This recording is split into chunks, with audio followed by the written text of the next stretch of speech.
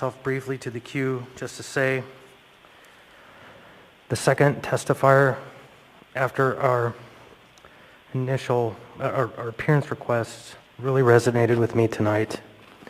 Her message was, despite all of our differences, we really need to figure out how we can move forward together. The last 2 weeks have been extraordinary. I recognize that there's a lot of pain and suffering in this community. And when this process started with hundreds of people in this room, I realized at that moment some of the people who came to testify were not going to survive. And in fact, we've heard a very sad story of an individual who was here the second 2 Wednesdays ago, providing kind of participation in the group, who's now on a ventilator and may or may not make it. And this is not somebody who spent the last year supporting my positions on matters, but in fact has been somebody who spoke consistently against the issues that I support and believe in. But I don't believe any less of him, and my heart breaks when I think about the fact that someone was in this room 2 weeks ago and is probably going to die from this virus.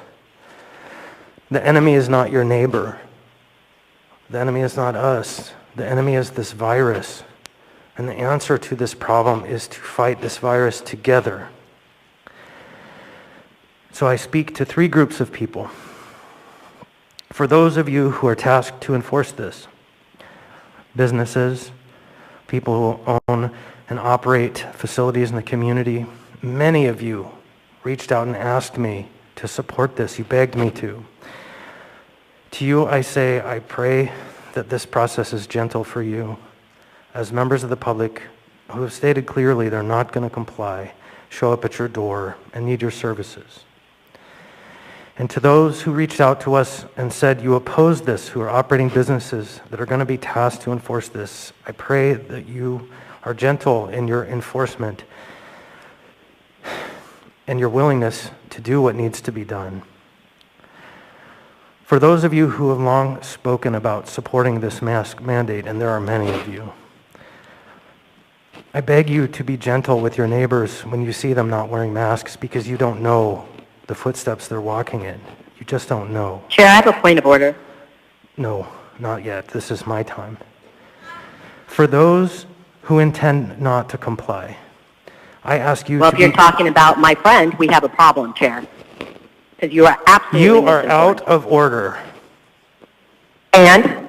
For those So are you. who intend to not comply, I also ask you to be gentle with this community.